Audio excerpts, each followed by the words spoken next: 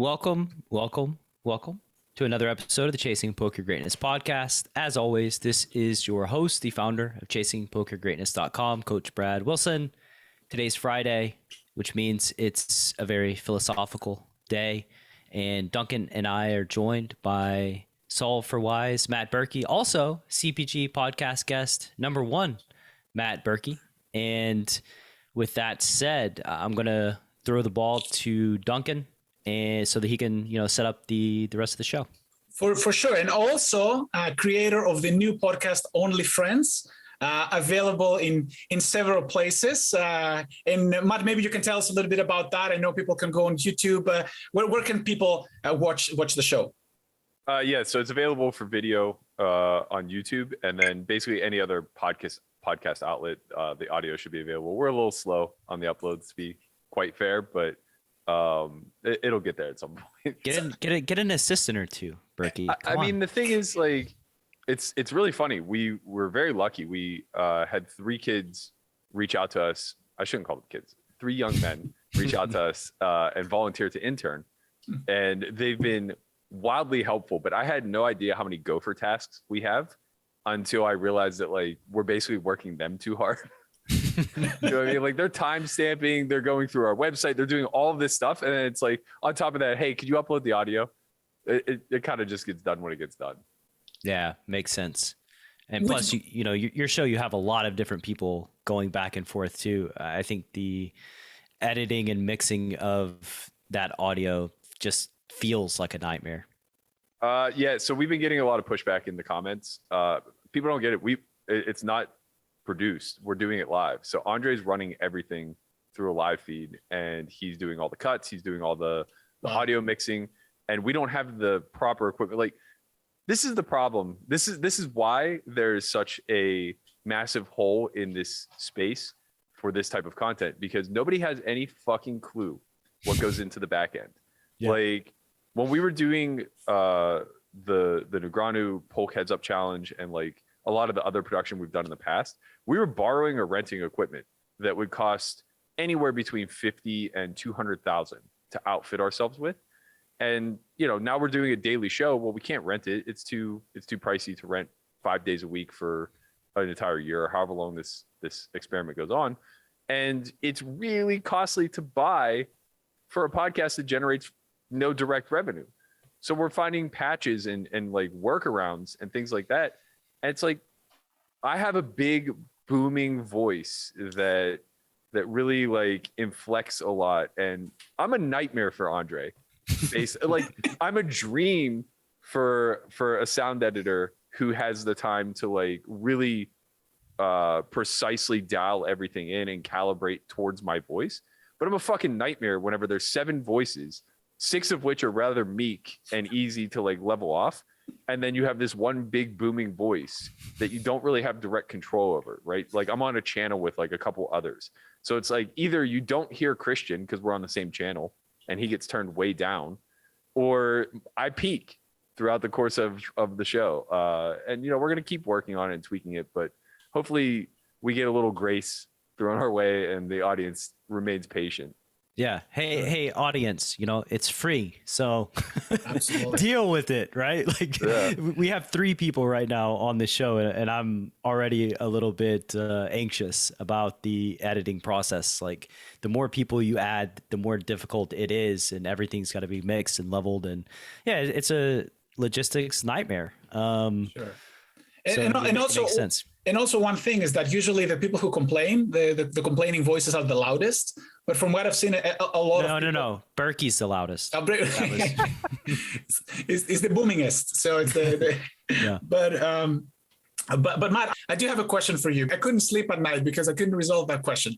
What did the chef say about the ketchup incident? I wanted to know the answer to that question, and tell the audience a little bit about that story. All right, so the backstory was we went to brunch in San Diego at this 2-star Michelin restaurant, and I am not at all a pretentious eater. I'm very meat and potatoes. Like, I like my food simple, bland, to the point, and functional.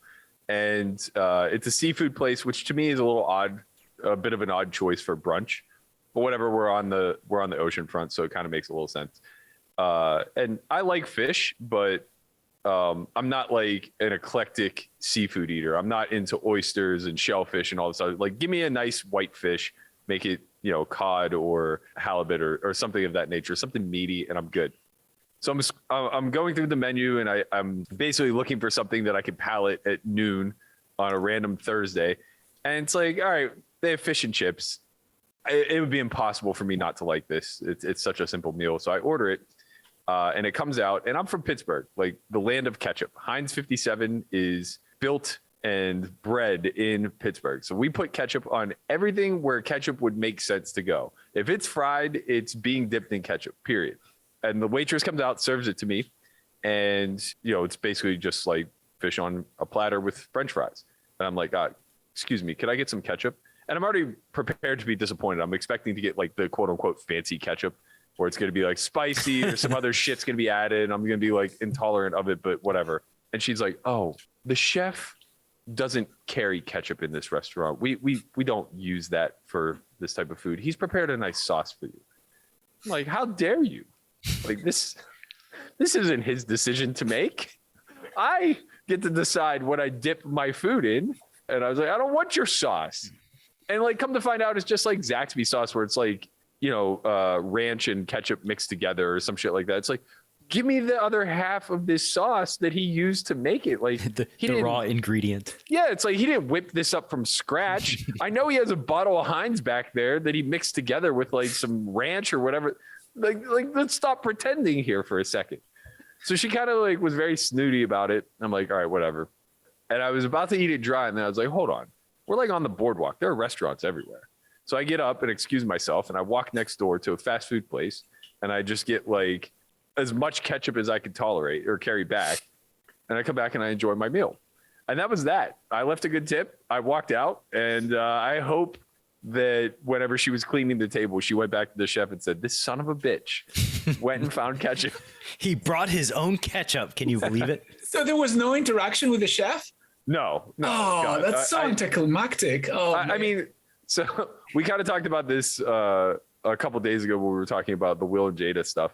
Mm-hmm. And Melissa brought up a good point where she was talking about how much she loves Farrah Galfon and her personality, right, and how her and Phil are the perfect foil to one another, where it's like Phil needs her because she's the type of woman who will send his food back whenever it's not what he ordered. And like, that's me. I'm very non-confrontational. Like, they could have given me the total wrong order and I would just be like, whatever. Like, I wasn't hungry anyway, and just kind of push it to the side. So there was no way I was going to be like, I need to speak to the chef. Like, I'm getting ketchup one way or another here. The line is ketchup, though. That's where you're like, no, I'm going to solve this problem.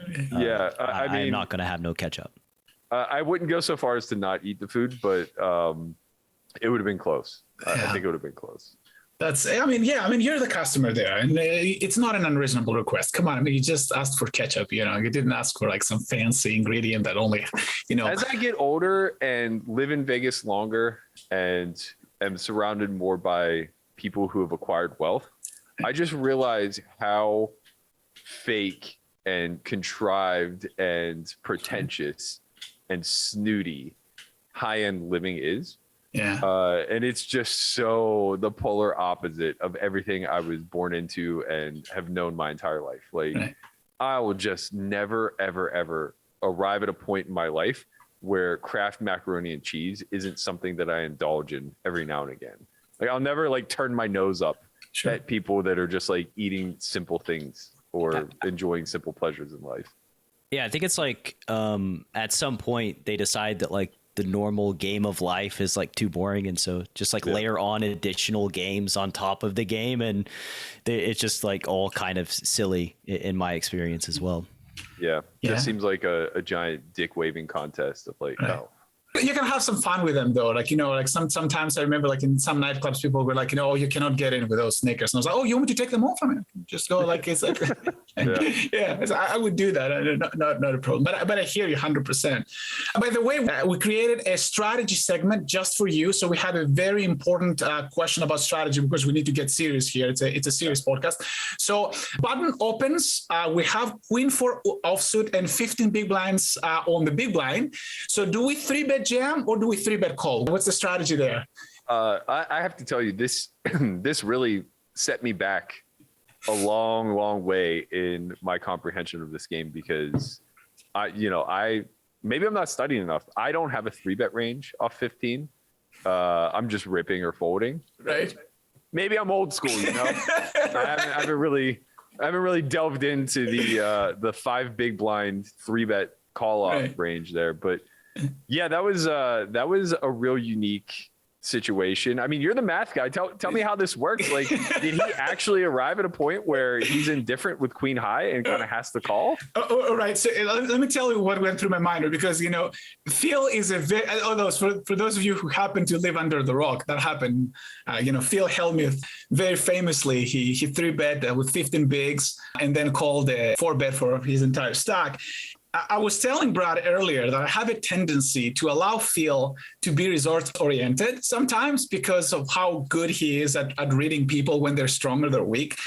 But in that case, I don't think he felt that he was ahead or anything like that. I think what he was doing, if this is my speculation, right? I mean, you can tell me what you think, but my speculation is because he's not dummy. He sort of instinctively realized that he's not necessarily a favorite to win, given the competition and his stack size. So he sort of thought to himself, you know what? This is as good as opportunity as any for me to go ahead and gamble. If I have 1 over card, I'm close anyway. I don't want to get crippled. So let's go there, try to hit it big or essentially go home, which is, I mean, in terms of an ICM, people are going to say, Duncan, this is an ICM disaster. Your extra chips have less value than your final chips, so every additional chip is more valuable. So you don't want to give your final chips that easily. But in all seriousness, I think something like that may have gone through his mind. What do you think?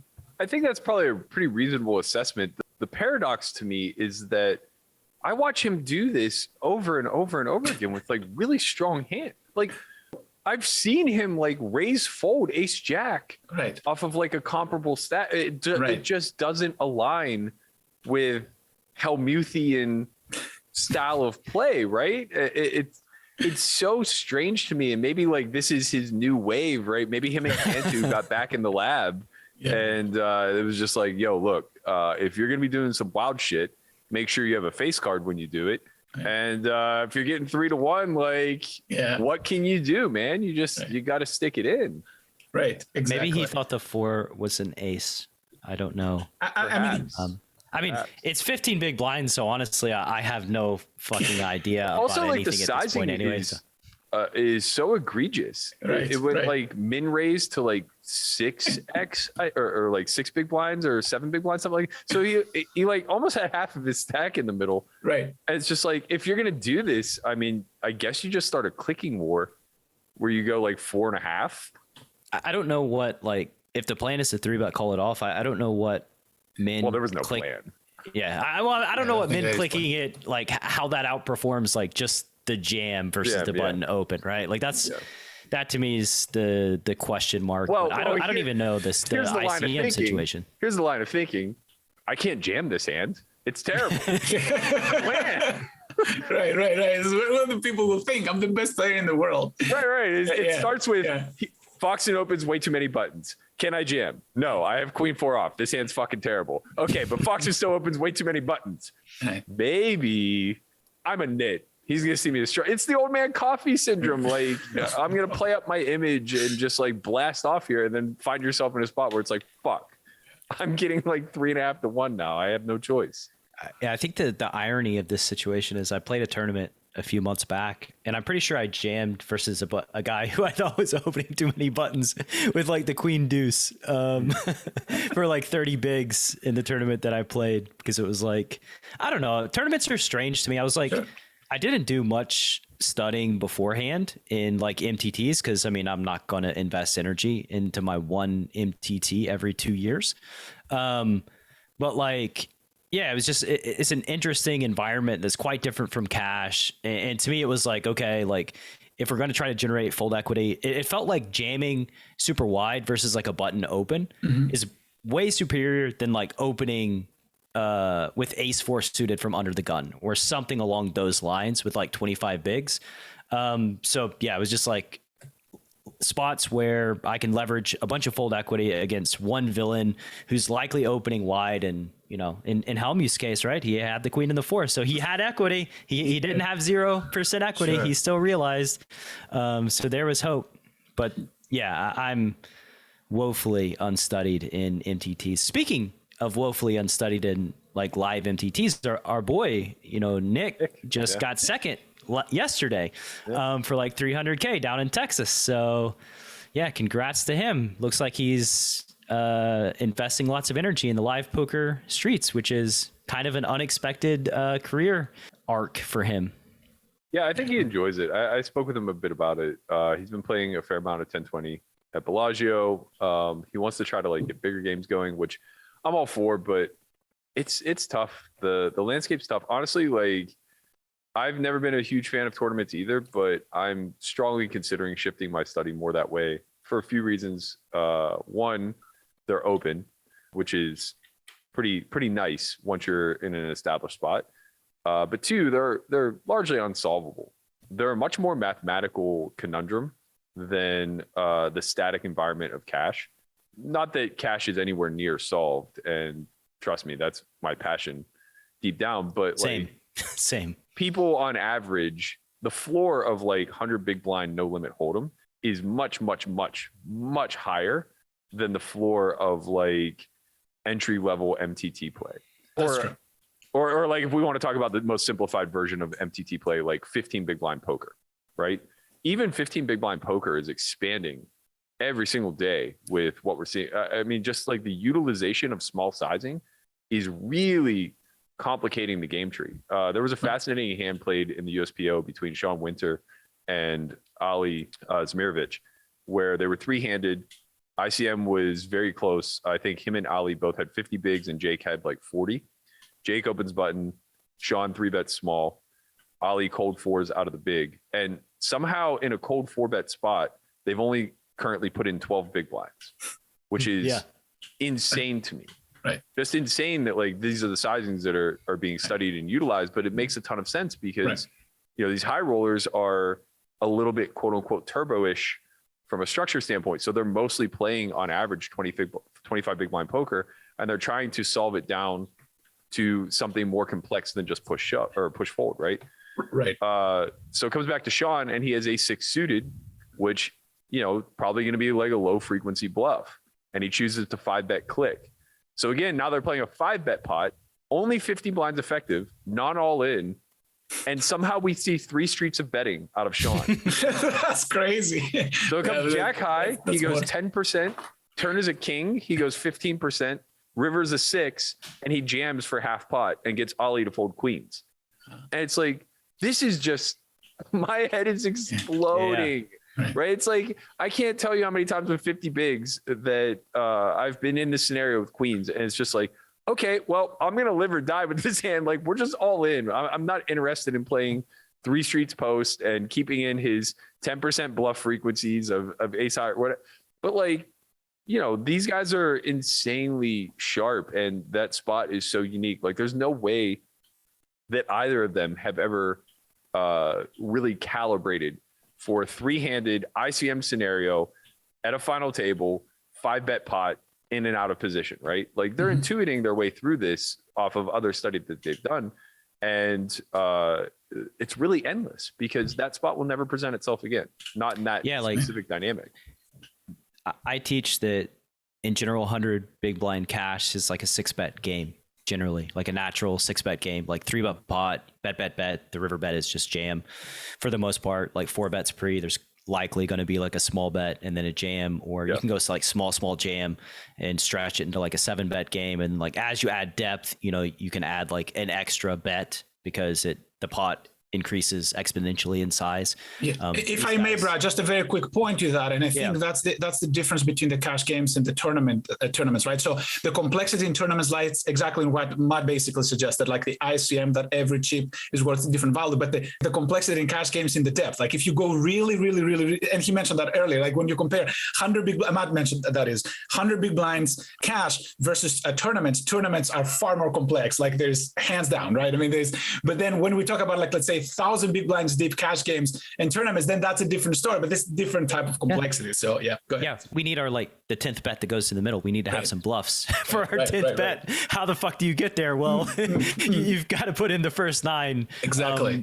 So like, Exactly. yeah, I mean, turning a 50 big blind tournament situation into an 8-bet game.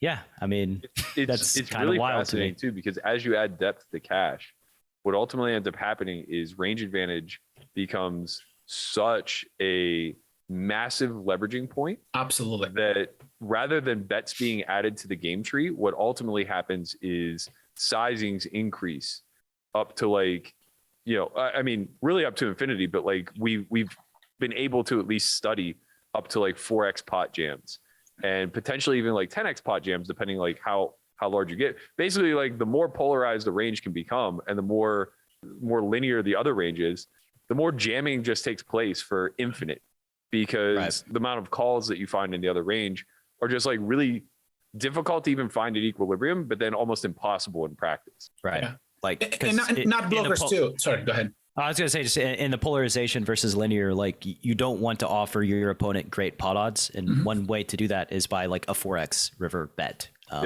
Makes it quite difficult for them to bluff catch successfully. Exactly.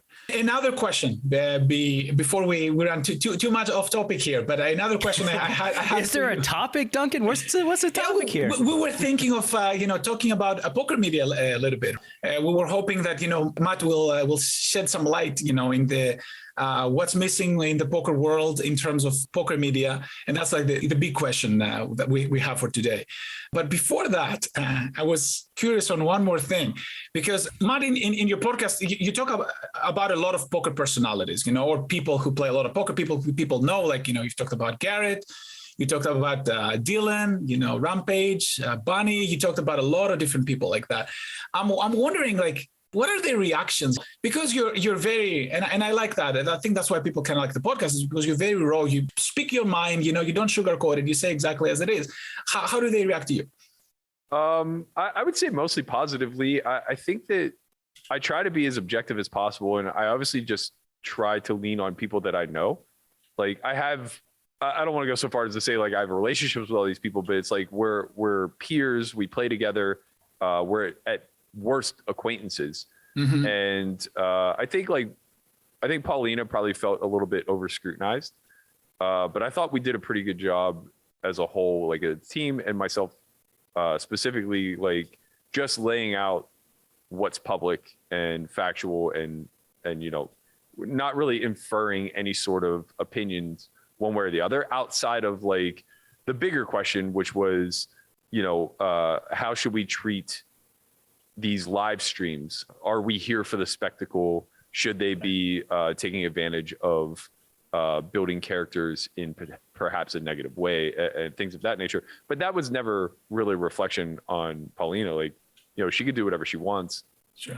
And I think that, at the end of the day, she is going to do whatever she wants.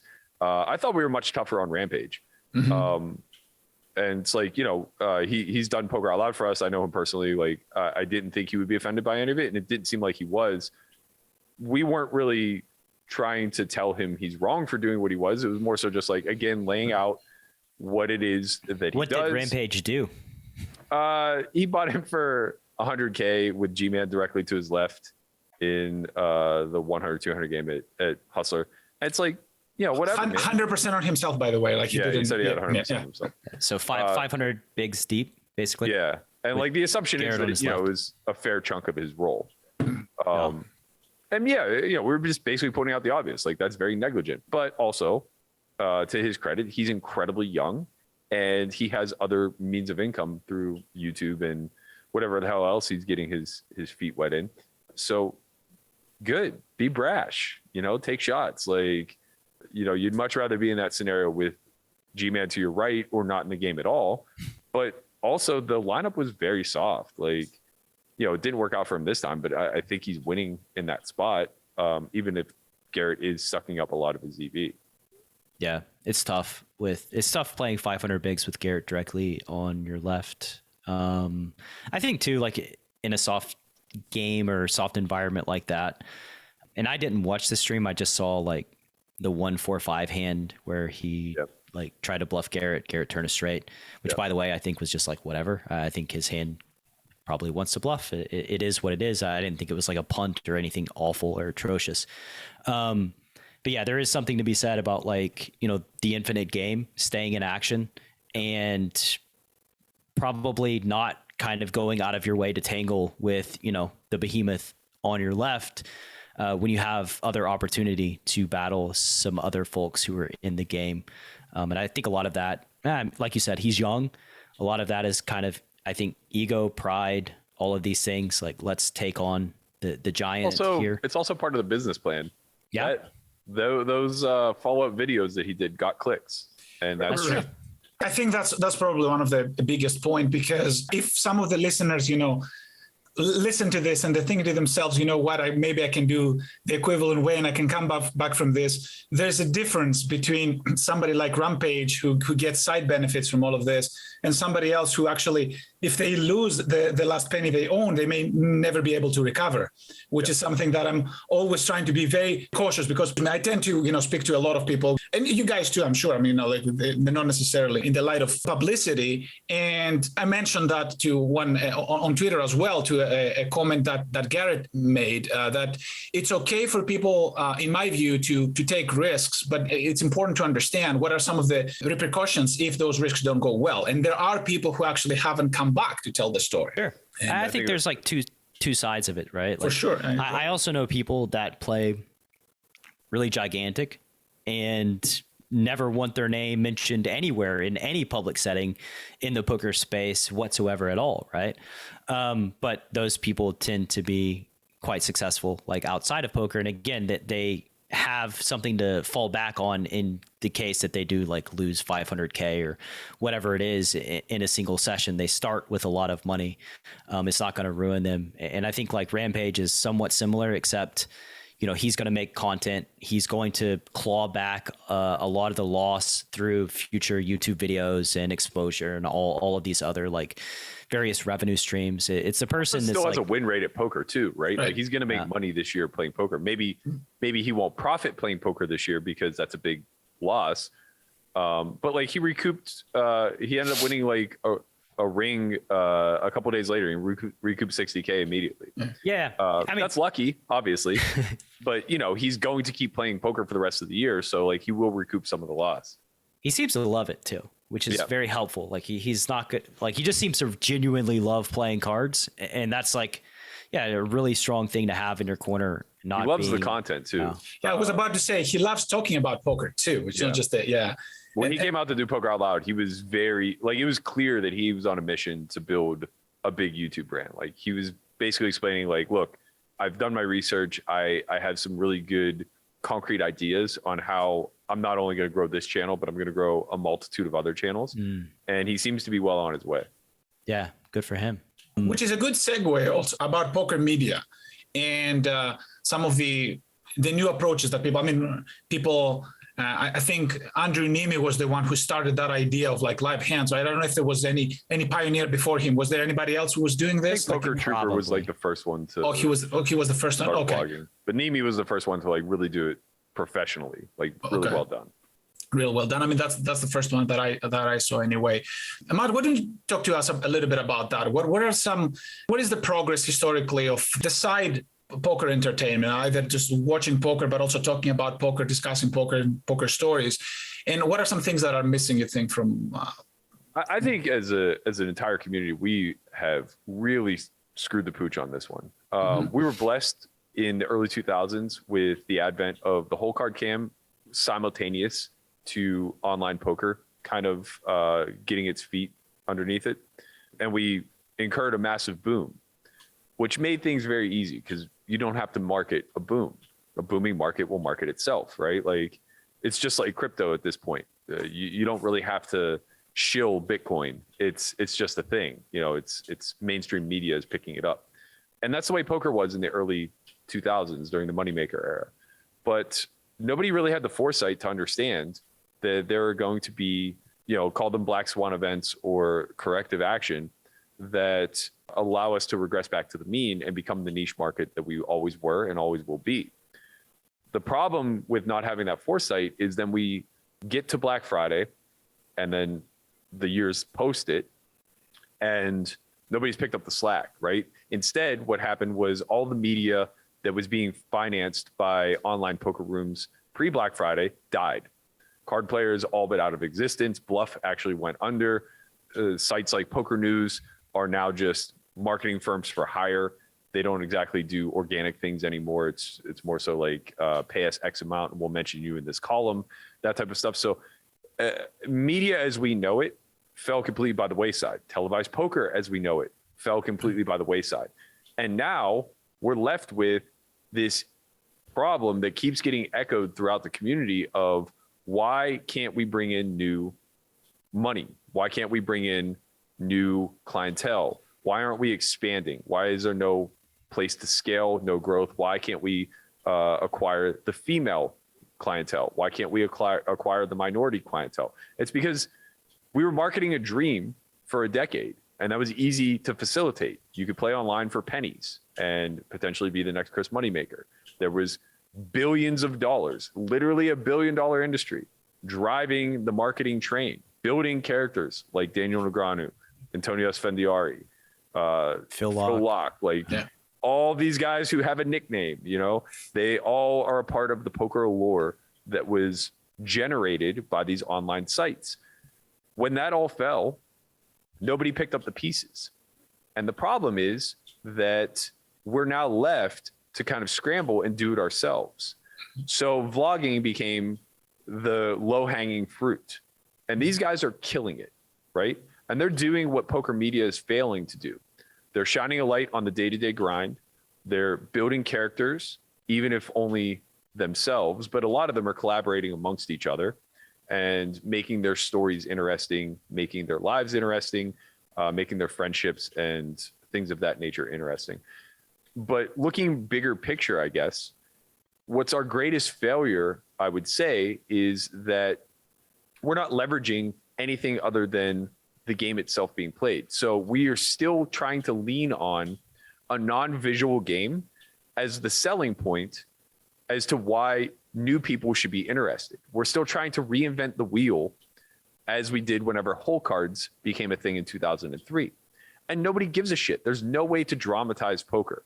There's no way to make watching a 9-hour live stream more interesting, right? It's watching paint dry. I don't care if you have the whole cards or not. I don't care if you have Nick Schulman on the mic. Now, don't get me wrong. I shouldn't dismiss that because Nick Schulman is absolutely a unique force that does change the way we view content. But we don't have enough of him, and he can't scale, right? He is absolutely a beast. Yeah, we need 100 more of him. Right. And it's not even necessarily just his knowledge on poker, right? He's a unicorn. It's his knowledge, it's his personality, his wit, his timing. Like all of this makes Nick the voice to listen to whenever we're watching some sort of poker content. But again, it just doesn't scale. We don't have enough of him. And also, he's very much positioned to only do the most prestigious events, right? So we already care about the content that he's commenting on. He's just this added layer that makes it a huge deal. So then what do we do, right? And the answer is very obvious to me. We have to use the game as a vehicle to prop up the actual characters that are playing it, right? This is a character-driven space, not a gaming space. This isn't esports, right? Like you can turn on an esport having never played the game before in your life and follow. You can see what's actually happening. If they're racing, you can see who's winning. If they're playing an RPG, you can follow the narrative of the storyline that they're playing. Even if they're playing a competitive game like World of Warcraft or whatever, where you may not have insight as to what the strategy itself is, you can still watch like a sport and still be entertained, right? Like, I don't know what the strategy behind cricket is, but I can watch it visually and understand rather quickly what's going on. Same thing with like curling. Like I watch curling. I was thinking about the same thing. I was like, curling is like probably a perfect example. I'm not even positive how the scoring works in curling, but I enjoy trying to figure it out while I watch them play 10 ends. It's just like, it's fascinating to me. Serious question. How often do you feel like I need to clean my room after you're watching curling? Like How like some subliminal messages. Curling is easy. There's a hammer. That's the person that goes last. You try to get close to the center. You sweep the ice. Got it. Just serious questions though, like because you bring in very good points, Matt. But I wanted to follow up on this because a lot of what you're saying is related to content, and I think you're absolutely right. There's no clear line, at least to the uninitiated, and especially without editing, which is something that the ESPN tried to do. Trying to show that the hands that matter, without editing, without good color commentators, or at least without having the greatest of them all the time. They get Gabe Kaplans and the Nook Shellmans and Norman Chads, all these greats. Do you think that the issue is primarily on content, or do you also think there's an issue about revenue? Like, for example, that the revenue stream was cut after the websites were out, or do you think it's both? Or do you think one affects the other? What are your thoughts there? It's both, but it's cart in front of the horse, right? There's no revenue being pumped in because we're not doing a good job of marketing our space. And we're not doing a good job of marketing our space because it's fucking expensive. Right. So the problem lies within that there aren't enough big corporations that benefit from propping poker up to drive the 30% loss lead that you have whenever you're creating a marketing budget, right? So, we turn to PokerGo. We basically just like put everything on them and say like, we're trusting that you guys are going to do right by us and market this space as much as humanly possible in a way that online rooms did pre-Black Friday. And PokerGo is basically saying like, no, like that's not our mission. We don't care about that. We have this niche high roller space that we've created, and we are licensing our ability to produce good shows out to others. We're buying up licenses from pre-existing shows so that we're the primary content creator in this space. So basically, like, if you want any sort of high-end produced content in the poker space, you have to pay us $10 a month. So they're more so trying to be the Netflix of poker rather than an operator, right? So we actually need operators to come in because it behooves them the most to gain customers, right? PokerGo doesn't care if more people play poker necessarily. They only care that people watch poker and care enough about poker to follow. It's the WSOPs of the world. It's the party pokers, the BetMGMs, right? Like, should poker get legalized coast to coast in the United States, we might see a little uptick of this. Mm-hmm. But even for them, I mean, at the end of the day, it's all about their sports book. That's where they really want to generate the majority of the traffic. And I think they see poker as a potential bridge there. So like, there's a chance if things legalize, someone like DraftKings suddenly becomes the biggest player in this space. And they understand how to market. They understand to some degree, I think, what it is, because DFS is the same thing, right? Like, it's not a visual game, but they've done an incredible job of marketing it coast to coast. The difference is that they actually do have visual games to leverage, right? So if you're talking about daily fantasy for football, they can produce a ton of fucking content that is strategic in nature and feeding the beast of people who care about daily fantasy, whether it's on a shallow nature or on a deep level. But then they're leveraging all of the visual content of actual football, right? Mm-hmm. So they're showing you highlights during the shows, and they're really building the character-driven narratives off of the players in the actual sport. Ours is a lot more difficult because there isn't a ton of visuals to show. So it's a lot more like wrestling driven, where you need these interviews, you need these behind the scenes, you need what vloggers are doing on the daily to be happening at a grander scale. So what can we learn from some of these people that they've been doing it right, even though our situation is different? And out of the people who are already doing it, who do you think is the closest to get to the vision that you were just describing, the vision where perhaps the goals are a little bit more clear, who's winning, and also the characters are being a little bit better shaped?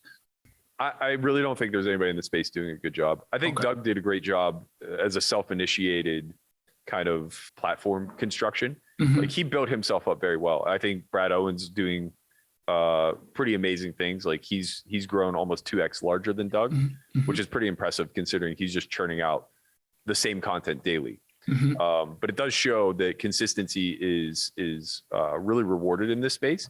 And that's the greatest indicator that the market's deprived, right? If they're willing to show up every single day and watch the exact same piece of content over and over and over again for years, it means that nobody's rivaling that content, right?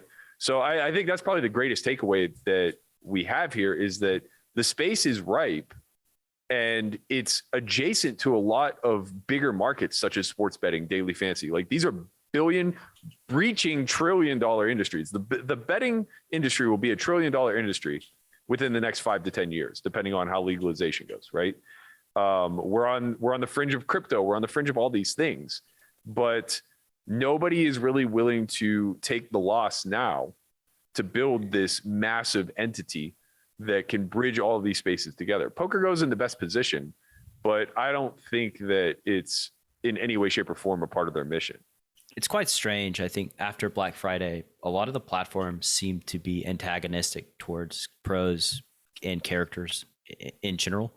I know I've spoken with folks at like Global Poker, which is sort of the biggest conundrum in the space to me. Is there's this one platform that has access to the US market and swears like up and down how difficult it is to like build a good ecosystem and market and grow, when like GG Poker comes out of nowhere, doesn't have access to the US market, and they just like go right into the stratosphere by leveraging, celebrity, leveraging the pros and all of these things. It's always been very obvious to me. The pros, the celebrities in poker are what you leverage to grow.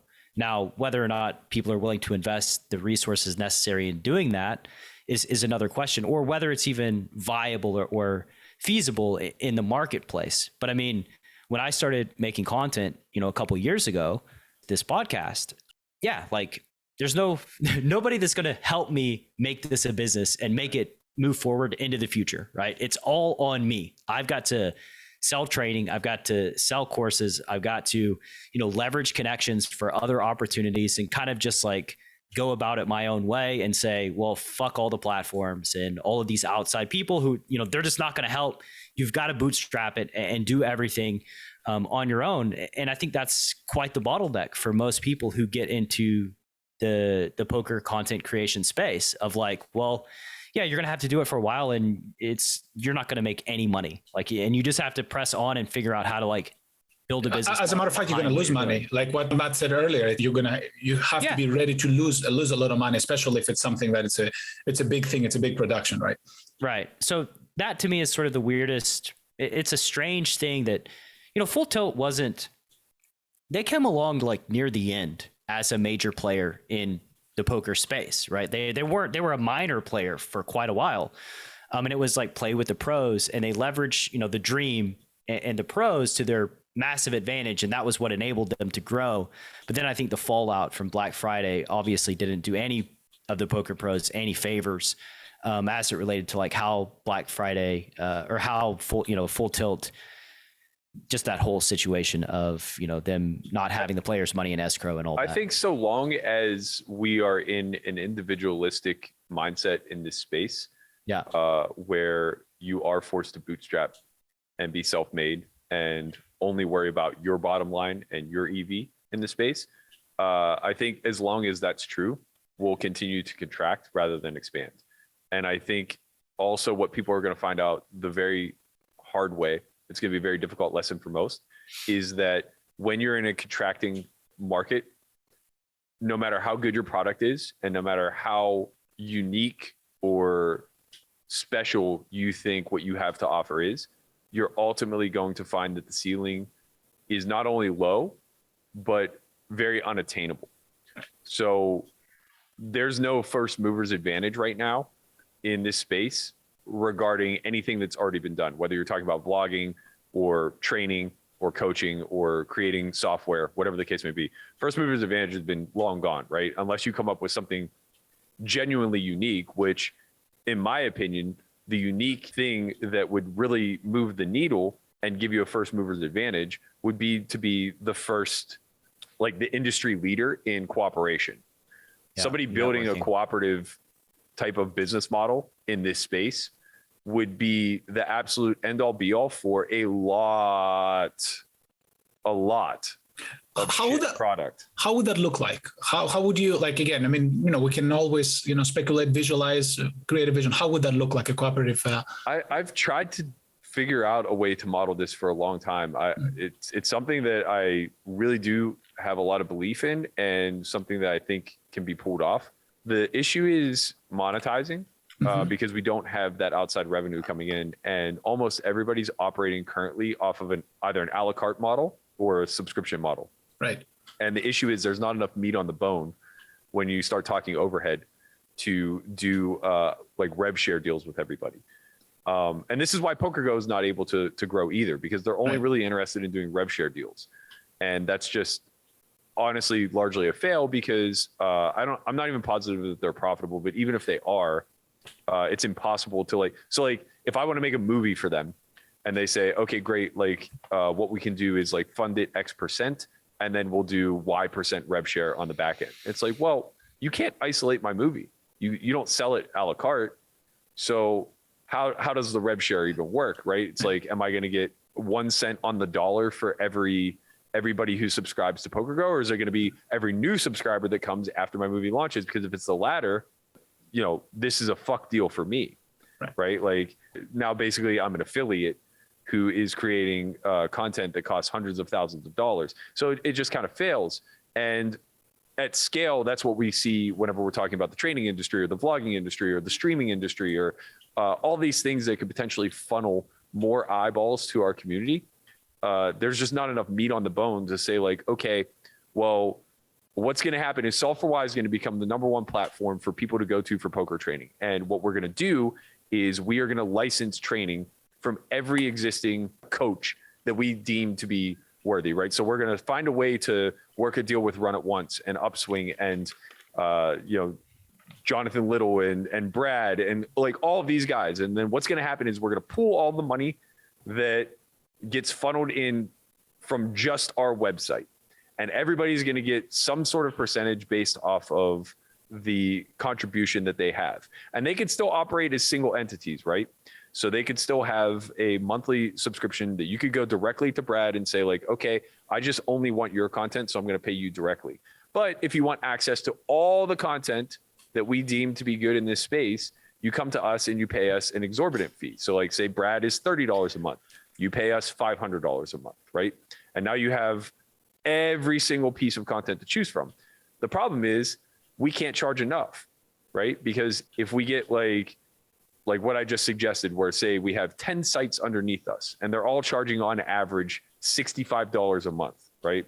Let's say that's what they're making per person.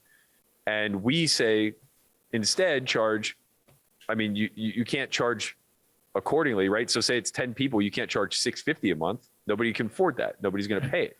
So instead you charge $2K a year, something along those lines. They could probably come up with something like that, right? You force them to commit for the year rather than on a monthly basis. Well, now they're basically paying $150 a month, and you have 10 people to divvy that up with. Even if you give them equal splits, they're now making $15 per customer. Now, granted, this is additional revenue because it's being streamlined by one overarching entity, but they also are now going to be losing direct consumers that were otherwise paying $65 a month, right? Yeah, because you compete with them. Yeah, people would just prefer to have all the content rather than being limited to your content.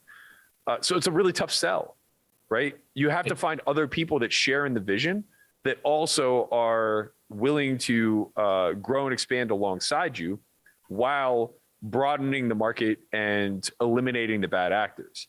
And the problem is we think in a free market that it'll work itself out. The bad actors will just go away. But that's actually not what we're seeing here at an individual level. There are a ton of money grabs and shit actors, because it takes too much time to weed them out.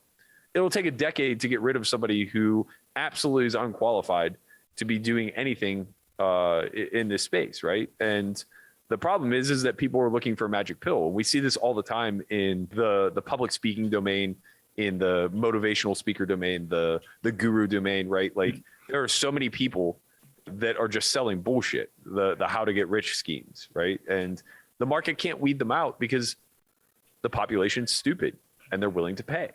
I think you're preaching to the choir a little bit because, like one of the mottos is, like if somebody says, if I can do it, you can do it, that's usually a big red flag. And what you said is actually very interesting. Like one of the things that immediately pops to my mind, even in this collective environment, correct me if I'm wrong, but what I'm hearing is that when you have a lot of different content from different places, there's going to be sort of like a natural ordering, like, what people like to watch more, right? Which means some people will rise to the top and some people will go to the bottom. How does one can use some capitalistic approach so that the things that rise to, sort of like fall to the bottom, they can be discarded? How does that encourage people to stop having deals with the people who are at the bottom of the chain? So I think that's the biggest problem, is that in this space, it's almost inversely correlated, right? The products that rise to the top are largely being consumed by the more intelligent, better players, so to speak, right? And they're also discarding it rather quickly because they get their usage out of it and then they study on their own and grow and expand without the aid of a coach or a tool or whatever, moving on. The general populace, who's very uneducated in this market, is buying the low-hanging fruit. And the low-hanging fruit is often being peddled by a bad actor, right?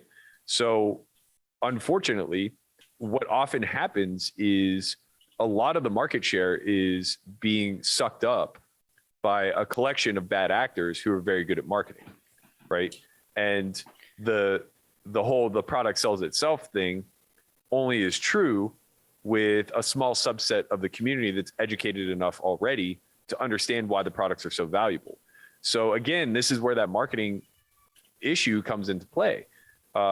It's partly why Polk had such success. He, by far, has done the best marketing. And second to him is Jonathan Little. Their products are very, very, very, very, very different, right? They're not on the same level as far as like what they're offering their consumers. When you're talking about Doug, are you talking about his YouTube channel or are you talking about Upswing? Well, his YouTube channel was his marketing. Upswing is the product, in my opinion. Yeah, that's I'm trying to, because again, we're talking about like in both of these cases, I don't know if you guys agree, but I would say that the quality of their content is on the higher end on both cases. In both cases, yes, but the reason I'm comparing them as apples and oranges is because one of these products could potentially yield the end result being somebody who's beating high stakes. Oh, yeah. And one of these products could potentially yield a losing player going to break even. Sure. Yeah. And here's the thing. I mean, and we're also restricting our conversation to poker education, right? Because there's also other aspects as well, which can be very broad. And at the same time, the end goal is not necessarily for somebody to improve as a poker player, but to get entertainment. The problem with training in the poker space is that by and large, it seems to me as if we just value complexity more and more and more, when ultimately like simplicity is what gets the job done. But like, we don't want a simple answer to a very complex game. And so like a lot of times people get stuck on a training platform just because it's ramping up the complexity and they think they're progressing when the reality is they're kind of just treading water and not moving forward. Right. And I think that's like, it's hard for the average poker player to discern between complexity that is beneficial and complexity that's just there for complexity's sake, right? Right. Yeah, I agree and disagree at the same time. I think your point about us trying to reach simple solutions is true. I think the problem is starting with the mindset that simple solutions exist. That's true. I mean, yeah, it's tough to reach a simple solution in such a complex game. Well, we can quote Einstein again, right? We should make things as simple as possible, but not simpler than that. Because again, sometimes there is inherent complexity that we cannot overcome, but sometimes you can go as simple. Like even Einstein with his general theorem of relativity, he was actually able to describe it in one sentence, you know? Yeah. So I guess what I'm trying to get at is that the complexity has to be acknowledged and comprehended before we can arrive at the simple, where the vast majority of people who enter this game are trying to distill it down to very simple terms without ever having any vision over the complex, right? So a lot of people, whether we're talking about like the random guy who's playing a $5 sit and go at his kitchen table, or the average like 2-5 player, a lot of them are entering the idea of study with this notion that simple solutions are right there for their taking. and they don't actually have any vision over the complexity of the game. You know, you say that if you say to them, it has more decision points than atoms in the universe, that just brushes right over their head as like not that big of a deal. Like the magnitude of that sentence doesn't carry the weight that it actually should. And ultimately the follow-up to then that is, okay, then so what pre-flop size should I use? Like they just want these coherent, concise, simplistic metrics that they can follow through every single decision point and try to intuit results. Matt, what pre-flop chart are you using? That's Candyland, right? Like that's not poker. Right. He's right. Absolutely. Right, and it's like at some decision points of the tree, we can distill it down to simple metrics like that. Like you could choose a single size preflop, and that's fine. And you could play according to the chart by position, and you'll do okay. But like once you get to post, there's no simple like on this board bet that, and do it always, right? Like there's just no always or never. And I think like that nuance is really what separates winners from losers. And let me rephrase. I think acknowledging that nuance is what separates winners from losers. I think comprehending that nuance is what separates good from great. And I think actually being able to discover new nuance is what separates the best from like the elite from the great. I agree. Question, and I know, Matt, you have limited time, so we don't want to keep you here forever. We're enjoying the conversation, so we can go as long as you can. So, a fun fact, you reminded me something. Before I wrote the book, I was ready to publish it without any charts and any strategy whatsoever until, I heard I had a huge pushback, both from my wife and the publisher. And, one of the two I value really highly. So sure. It's like, yeah. So she was new at the time. She didn't know how to play the game. She was like, I know you're speaking philosophically and you tell people how to think and things like that, but where do I start? Like you said, I mean, it's understanding of the nuance, right? I mean, it's understanding that those pre-flop charts, which by the way, they come with like a million disclaimers, right? This is not what you should do every time, right? Are just a starting point. But I do have a question because this is actually very interesting. And I've been thinking a lot about these things too. Do you think it's possible for the poker community at large, as we're talking about poker media and entertainment, do you think it might be easier, given to how complex it is to talk about education and how nuanced it can be, to perhaps move away from education in order to reach higher audiences? And I don't necessarily mean move away from good education. I mean, move away from education entirely. Yeah, well, yes and no. I think you have to acknowledge the elephant in the room. And I think a lot of produced content right now is trying to avoid that. So I do think that, right, like PokerGo tries to do both, but they try to segregate the two. So they try to keep the World Series of Poker as, I don't want to use the phrase dumbed down because I feel like it's reductive to the commentary, but sure. they try to keep it at a level that your grandmother could understand. And they want it to be visual and fun. But again, we just have this problem that visually speaking, there's nothing happening, right? Like, you can only see ace king versus queens all in so many times before it becomes boring. And so like now I need you to add a layer as a commentator as to why I care. And I always use the analogy of NFL commentary, right?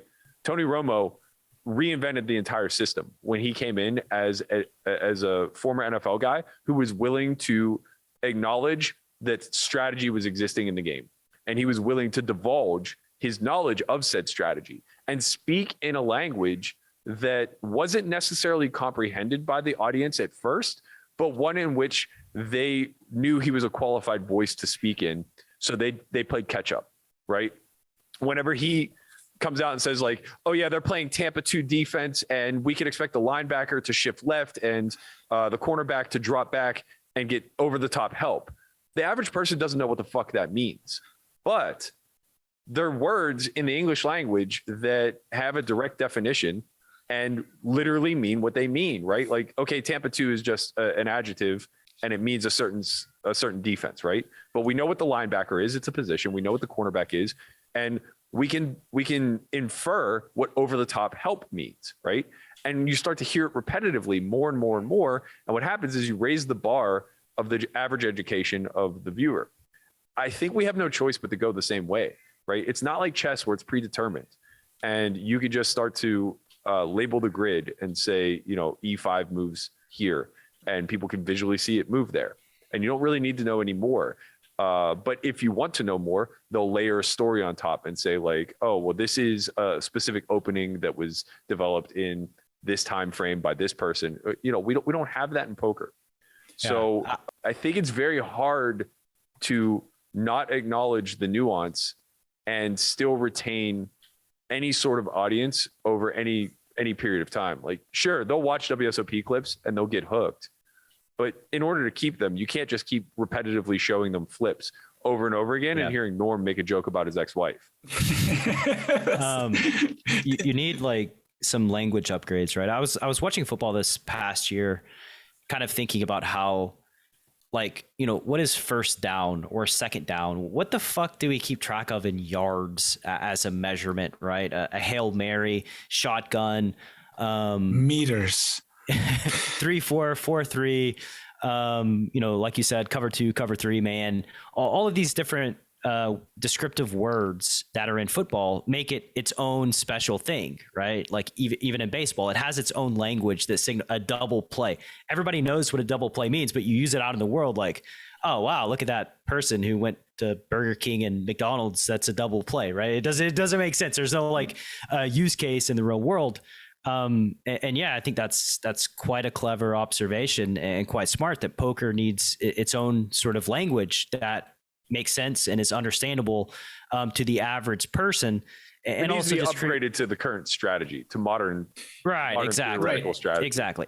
And also like able to be said in a way that is understandable to an average person as well, like over time, right? I think football benefits from like Madden too, because you have 100%. It benefits from Madden, but it also benefits from having a guy in the booth with Tony Romo that can interpret for the audience. Yeah. And I think that's really what it comes down to, is like, you need to acknowledge the nuance and have somebody who's very good at that, but then you need to partner him with somebody who's an everyman that can, you know, break that down in simple terms for anybody who may have gotten lost in the shuffle. Like, I've been watching WPT because for some reason they have their own channel on my Samsung smart TV, and it always is running. And like it kind of cracks me up because I haven't watched like tournaments on TV in quite a while. And like, you know, Lynn will interview someone after they bust or whatever, and she's like, you know, how does it feel to win, you know, $400,000? And you know, the poker player is like, well, you know, it's like Fedor or something, right? Like, this has happened 100 times, this variance, and like, and you know, she's trying to get the emotion, but like, there's obviously no emotion there to really speak of. And I think that sort of like, as an insider watching it, I'm like, wow, that is a really bad look for poker, because like there is no excitement anymore, which is, yeah, it's just not good. Or the death stares. These are my favorite. Or as I like to call them, like love stares, like the people like looking at each other on the flop for like 3 minutes. That's just beautiful. I'm okay with that. Yeah. I think it adds like it? a little bit. I actually think that a big part that could move the marketing issue forward in our industry would be if we, again, this all comes back to cooperation at some level. Yeah. But if, let's say, casinos decided to become ownership, so to speak, right? If we developed a league similar to sports leagues, I think that would incentivize a heavy marketing push, which would change narratives. It would create characters, right? It's what's lacking from the high roller scene right now on Poker Go. Nobody cares. No one gives a shit about anyone in that scene because they're unattainable and no one knows them, right? And no one knows them in the way that no one knows Phil Ivey. No one knows them in the way that like they're not on any social media. They're not on any public forums. They're not on regular television. They're just buried behind a paywall, right? They're very unique to exactly Poker Go's model. If, let's say, MGM and Sands and, or maybe even at an individual level like Bally's and Caesars and Aria, et cetera, they all became owners in this league. Right? They were the ownership, like the Rooneys are the owners of the Steelers. And there were 32 of them, you know, across the country, across the nation, across the world. Who gives a shit, right? And they drafted players. And those players played in open events where it cost them a fraction of the buy-in or no buy-in whatsoever, right? The money, the prize money was drummed up the way that it is in golf. And you had to earn your pro card. Like you need X amount of dollars on your Hendon mob in order to even be eligible for the draft, something like that. I know that this was attempted with the GPL, but I think the vision was just like way off, and they weren't operating with nearly enough scale. I think this Wasn't needs it to start at PPL, scale. the Professional Players League or something like that? Maybe that was way before. The EPL was the Epic Poker League that any Duke tried. But yeah, again, the $1 million not guaranteed that was. But again, we don't talk about that. Yeah. Right, that was just bullshit. She just drummed up like extra EV for people to be incentivized to play. And then the Alex Dreyfus thing, I think, was the GPL, the Global Poker League.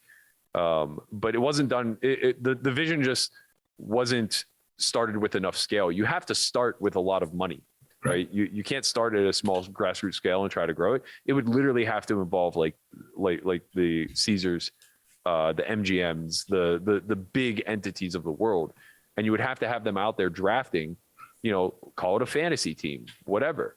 But now these players are on their payroll indirectly, like they get the free roll, maybe $2.5 million worth of buy-ins a year. And then maybe they get to keep call it 75% of earnings, something along those lines. Now, what do the interviews look like? Because they're incentivized. They're emboldened to the league to show up, to do post game, to actually invoke some emotion, to give the media what they want. They're incentivized to lit cameras in their house or to follow them from America to Australia to Japan or whatever, it's hard to blame like Jake Schindler and those guys. You buy in 100K event or whatever, and like you're buying in with your own money. You're paying the juice. Like you want to do an interview, you don't want to do an interview. That's right. Your call. You're literally paying your way. Which is quite frank. It's strange. It's a strange environment. Like bowling has giant sponsors and the rodeo has giant sponsors. And I don't think the Cowboys pay money to participate, right? Like there's a qualification process in a league and all of that. This is going to be maybe controversial for my podcast specifically, but yes, is poker that interesting? Like really? Is poker that as interesting as like the rodeo, right? Like, or is it exciting to watch for such a league to have a chance to thrive? And, if not, then how do you make poker more exciting, which I think is another giant kind of problem to talk about another day. To your point, I remember when I was, start playing out, Doyle Brunson would always say, I'm not an entertainer, I'm not trying to entertain anybody. I would count my chips for nobody. To flush out this argument and the vision, I have a couple of questions, which is basically one of them is essentially, is it entertaining? And the one way I would rephrase it is, are the current personalities, like for example, we're talking about Poker Go, the people who play Poker Stakes, are those people marketable? Like even if there was money behind them, or is potentially the fact, because again, a thought that comes to my mind, like people like, for example, Phil Hellmuth, they do have casinos behind them. Phil Hellmuth, wherever he goes, he has the Aria shirt. That's one question. And another question, based on another point, Matt, you made earlier, is you mentioned the language, the new language. It would be helpful to have a proper language without dumbing it down too much, making sure that people can actually follow the strategy. And where do you think professionals like Antonio Sfandiari on ESPN and Nick Schulman could improve in that space? Yeah, to answer your first question of are they marketable, we don't know. But I promise you, if you give them enough money, anybody can become marketable. You give them training. You do it. Like, this is a big corporation problem to solve. And unfortunately, I think that's where the argument dies, because we just don't have big corporations in this industry outside of operators, and operators have no interest whatsoever in working with players. The fact that Phil Hellmuth has marketing mechanism behind him is sort of at least proof that he is marketable, which is not something I would have assumed just like watching him. Right. You wouldn't? I don't know. Just like watching him, like if he was, okay. So if I were in a random casino and there's this guy acting like Phil Hellmuth acts, like in a random game that's not being televised, my intuition would be like, no, I don't think that guy's very likable or marketable. It's the opposite. He's divisive. Anything divisive and polarizing is polarizing. 100%. I mean, look at like, he's interesting. Like we can say interesting. It doesn't matter if you like him or not. He's interesting. He's different, right? I mean, it's something like but divisiveness just sells. Look at like right wing pundits, right? Their sole goal isn't to make a point. It's just to remain divisive. And as long as you do that, you're always going to have both sides tuning in, one to refute and one to agree. And I think like Hellmuth plays that character really, really well. And it's a perfect example of like, we don't know. He is absolutely your prototypical boring Midwestern white guy that would have absolutely no marketability on the surface.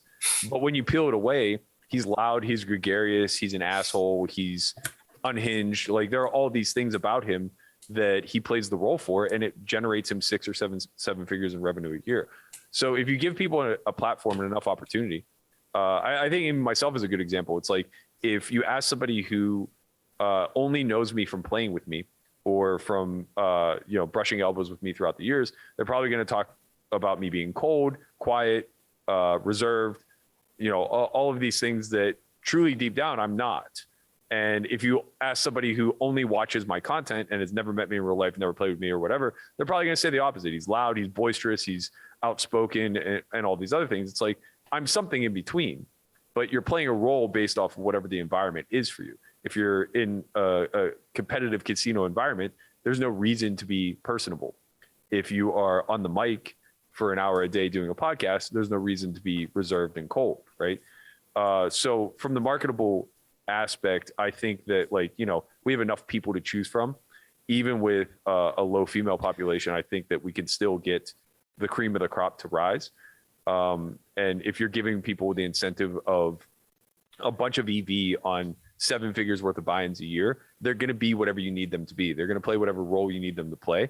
I don't care if it got to a point where like interviews were scripted. Like, let it be the WWE. That's fine. I think that there's room for that, especially when you're talking about a non-visual game. Like that's the biggest thing we keep doubling back to is like, there's no visual element to the game. And to answer your second question of like, what can these commentators do better? I think it's just acknowledging the fact that there is a wide array of people watching, and I think the biggest problem commentary runs into is trying to speak to the lowest common denominator rather than speaking to the lowest point at which people can get to, right? So you kind of want to speak to the floor of comprehension rather than the lowest common denominator of what people don't know already. And I think that that's really, maybe I'm not wording that very well, but basically what I'm trying to say is you want to use language and verbiage and terms and concepts that even the lowest hanging fruit or the lowest common denominator can eventually understand. And that was my point with Tony Romo. He's not divulging the entire playbook to you. He's teaching you Pop Warner football, right? He's teaching you something that you could learn as a 13-year-old if you went to a handful of practices. So he's speaking at that level of the floor of comprehension necessary in order to see some of the nuance in the game, rather than dumbing it down to the lowest common denominator of the person watching. I can perhaps give like an example to illustrate that. And I think that's one example would be, player X puts the re-raise and that is called the 3-bet. 5 minutes later, player X puts a re-raise and that's called the 3-bet. Like, so people don't need to hear that this is called the 3-bet for the 5th time, right? Even people who don't know it, they got the point. You can just start calling it re-raise or 3-bet or something like that. And then eventually people will catch up. Yeah, that's it. Yep.